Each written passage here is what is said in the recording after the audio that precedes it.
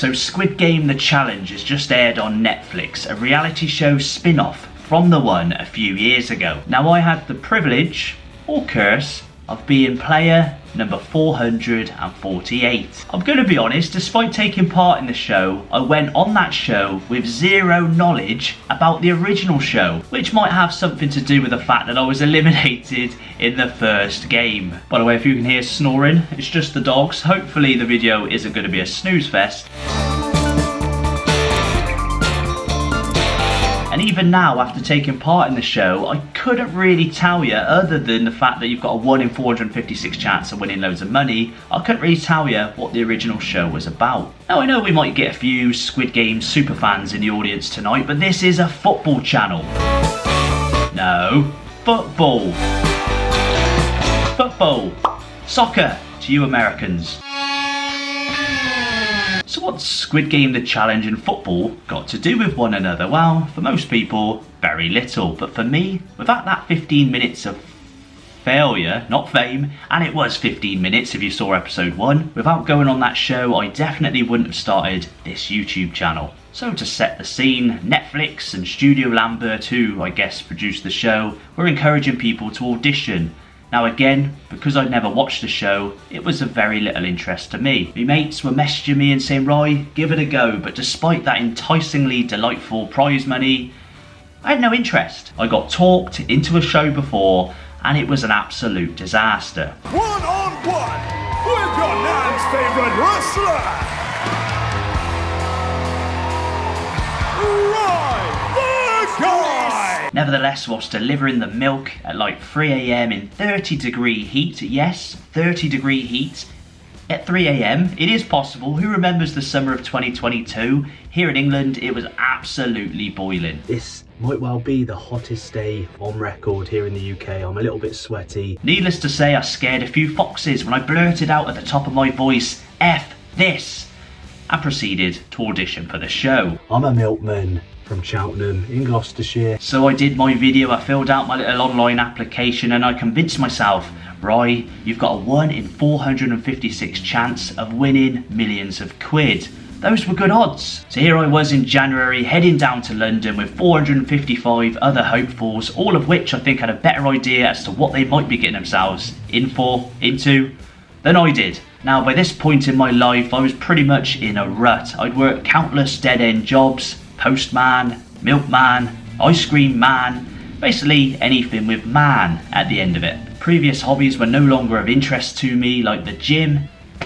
Can't you tell? In reality, maybe Squid Game The Challenge wasn't the right next challenge. Anyway, after like 4 days of being stuck in a hotel room, isolated, not talking to anyone, we were loaded up onto the coaches like cattle to the slaughterhouse. Guys, just stop snoring for a minute, please. Oh, anyway, so I'm going to refrain from getting too much in detail about the behind the scenes inner workings of Squid Game The Challenge, because obviously when you do a show like this, a Netflix show, you have to sign a disclaimer, a confidentiality agreement, and I don't really want to be sued. But it doesn't take a rocket scientist to understand that the polished article you see on Netflix isn't necessarily the full story of what went down. But don't worry, there was some angry ass people coming off that show, some of which I think might come out the woodwork, some allegations, conspiracy theories flying all over the place, none of which I endorse, of course. We didn't move! We didn't move! We didn't move! I even got added to a WhatsApp group after being eliminated from the show, which I pretty quickly had to leave after I did call a couple of people out on what I thought was entitledness. Anyway, one of the first things people did when they're on those coaches and getting off those coaches is they started to talk to one another, which was forbidden. But after being locked away for like 4 days in that hotel room, obviously everyone had loads of pent-up energy. So what's like a 15-minute scene on the Netflix show in reality was an all-day freezing cold battle. Again, I'm not going to go into too much detail about the inner workings of red light, green light, but let's be honest, reality TV in 2023 is a little bit more like a movie production. We had these like really cool blood pack vest things that we had to put on, which obviously meant that when they exploded, we were shot, we were eliminated. It was a nice visual, and if you have seen the Netflix show, you'll see that blood pack spurting through the tracksuit. They were very particular in the way in which you wore those tracksuits. You had to have them a specific way. You had to have them open, not done up. I think again for that visual of the blood pack exploding. There was conspiracies floating around that some people had real microphones and some people had fake microphones. You see on the show at the start, people having conversations and stuff. They film that as if they're amongst, you know, the people, the commoners, the peasants talking. In reality, they were calling certain numbers forward. They were doing conversations between like 2 or 3 people in front of that line of red light, green light. But they've edited that really well because obviously it just looks like it's a natural conversation. So again, some conspiracy theories were going around that these were the chosen ones. But if you did see the people who were being interviewed, some of them were eliminated pretty quickly on red light, green light. One of the conspiracy theories going around amongst the British was that we were essentially unpaid extras. Obviously all our costs were covered and stuff, but it did seem to be that they wanted to hear from more of the Americans than the British people, and that kind of is evident if you do check out episode 1 on Netflix. They're mainly American voices, and the very first British voice you hear is a guy, I didn't catch his name, we were kind of befriended at the hotel. I shouldn't have. We were there lining up to hand in our phones, hand in some of our, you know, our suitcase and stuff.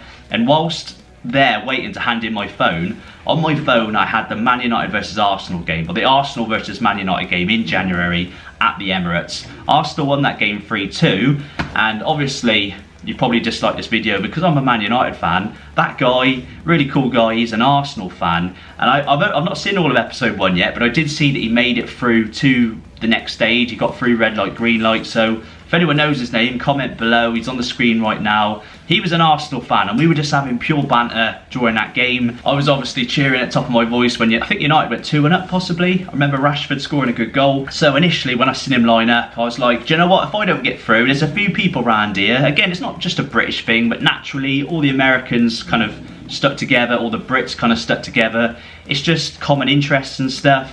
Don't get all kind of like hatey and everyone should love everyone. It's a natural thing that happens. You gravitate towards people you have things in common with. So yes, I've not seen all of episode 1 yet. Hopefully he gets through to the end. This guy here, he's my pick for the win.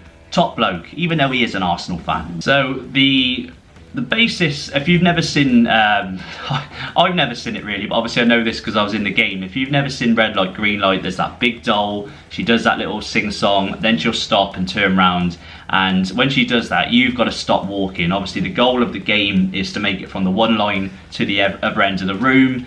I think, again, correct me if I'm wrong, I should know this, I was on the bloody show. But I made 3 or 4 stops. I think I made 3 and was dead on the 4th possibly. These stops happen so quickly when you see them on Netflix, when in reality, again, I'm not going to get too much in the inner workings, but remember it is like a movie production. When that clock stops, it's not for like 60 seconds, 90 seconds.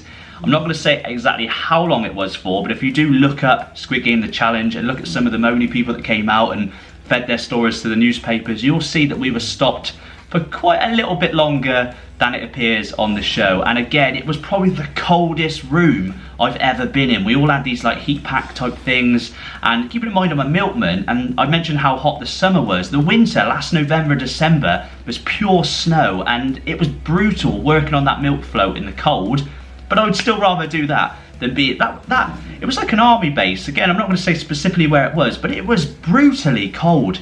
That was the worst thing.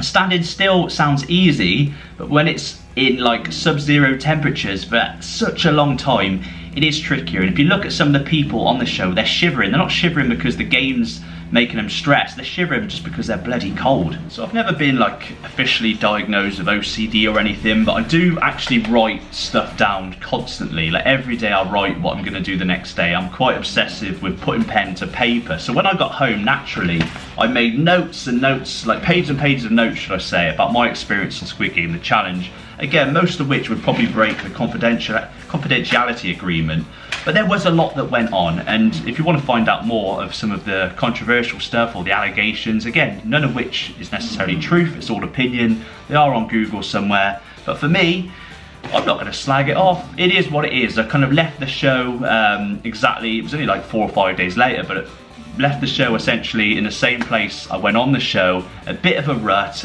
kind of unsure as to what I wanted to do. I had some built up frustration of kind of, I'm a creative guy and I really wanted to do something. I'd done like loads of little side hustles over the years, but I knew I had to sit down, put pen to paper and work out exactly what I needed to do off the back of that short-lived experience on a Netflix show. Again, I don't take the show as a wasted time. They put us up in a hotel, they fed us, you know, loads of people speak badly of Netflix or Studio Lambert. I can only speak highly because, you know, it was at their cost. You know, it didn't cost me a penny. It was just a few days off work, which I needed at the time. I mentioned the snow, but for me, one single thing that it did, other than push me to create this YouTube channel, was I met one of my childhood heroes, my idol. He's on the screen right now. You're looking at that guy and you're thinking, I don't recognise that guy. That's bloody Wolf from Gladiators. Wolf from Gladiators, the iconic Wolf, the hero, or more like the villain to most of us 90s kids. I love that bloke. He was sat like in front of me a couple of rows forward on the coach. I recognised him straight away, even though he didn't have his big curly mane. He was, I think, 70 years old when he took part in that show. Keeping in mind he was like 42 when Gladiators started. So Wolf, that kind of goes back to the conspiracy theories again, because he's a British icon, huge background in like fitness and obviously the Gladiators show. He was eliminated probably before me. He was eliminated, yeah, I think within the first or second round. You see him die, I think you see his blood pack go on the show. So I think if producers had a choice, they probably would have kept Wolf on the show just because of his notoriety. So for that reason alone, maybe it wasn't a conspiracy, maybe it was, but hey ho, I enjoyed myself. I kind of come away, I was kind of getting really frustrated with the modern world leading up to that show, and especially coming off. 2023 had me just, there's so much doom and gloom happening over the last couple of years that I've decided just to shut off from the modern world. I don't know if it was anything to do with, you know, the show, but I remember being somewhere, possibly down in London, and someone come up to me and said, how do I refer to you? What do I refer to you as? And I was like, oh, Rye or Ryan, either's fine. No, what are your pronouns? And at the time I was like, what the hell are pronouns? What's this person going on about? Like, he, she? And I said, just look at me. I know I've got a bit of a Karen hairdo on the go at the moment, but I'm obviously not like a Sheila or a Patricia or a Shirley or something like that. I'm obviously a bloke. Call me anything. Call me knob, twat, dickhead. Call me anything. I really don't care. And those, I get, let's be respectful to each other. Let's love one another. And I'm always showing people respect. If you watch this channel, you know I show opposing fans or stadiums, teams who I don't necessarily like. I like to show respect. So being respectful to people is obviously essential, but the modern world was starting to kill me inside a little bit, which made me reminisce about the good old days, get all nostalgic, and I thought I'm going to put some of this energy for nostalgia into something. So here I was planning a YouTube channel. I was originally going to do a 90s nostalgia based channel. Then I started doing videos, I started uploading videos on 90s football. It's quite tricky because YouTube kind of hits you with the copyright stuff. You've got to use other people's material. But that 90s football nostalgia has kind of took me down this road to Rise Football Paradise, and now off the back of that Squid Game, the challenge, I'm doing something I bloody love, and that's creating content, putting all that nostalgic feel from football into dragging that, combining that with some of the modern world. I no longer have a hate for the modern world. I'm merely taking aspects from the current world, like YouTube, and making them work for me. And if you enjoyed this video, guys, stick the thumbs up. Don't subscribe if you don't like football or soccer if you're American, but if you do like football, like me, I bloody love it. Subscribe to the channel because we do all kinds of football videos, and all that energy, all that frustration I had prior to Squid Game the challenge, it's bloody gone because I'm doing what I love. And this will be the first and last video that isn't about football on the channel, but for me it's such an important video to make, as to you guys it kind of sets the scene, gives you a little insight as to where I was, where my head was with creating this channel, and my aims, goals and stuff like that going forward. So there we go. Subscribe if you like football, don't subscribe if you don't like football. I've been Rye, this is Rye's Football Paradise, and that was my little blurb about Squid Game the challenge. Hopefully I'll see you in the next video.